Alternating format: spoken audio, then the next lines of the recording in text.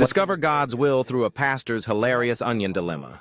To understand that we need to go and find what's the will of the Lord, right? Because how are you going to be obedient if you don't know what He wants? Yes, right? that's good. So I'm just going to say, Pastor Moses, my pastor, he always talks about this story about the onions. I don't know if you heard about it. Yeah. Which is pretty interesting because he said that there was this pastor, right?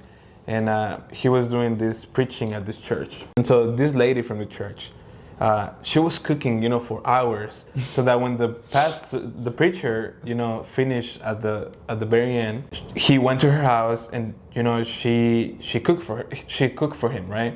And so she cooked for hours and hours. She did like 3-4 dishes, right? But in all of them, she put onions, right? Which you can say, that's no big of a deal. Onions is what gives it flavor, man. I mean, well, come on. This preacher, he hated onions, right? He didn't like onions. So the moral of the story was, could you put a lot of your effort to try to please God and still fall short of it because you didn't know that God doesn't like onions, metaphorically?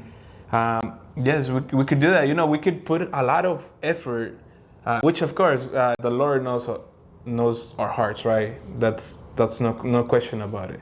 But if you're doing something that He doesn't like, and He has revealed it in His Word, and we're just being lazy and not putting the effort to understand what He likes, and so we're cooking this whole dish for the Lord, and we're putting onions, and the Lord hates onions, right?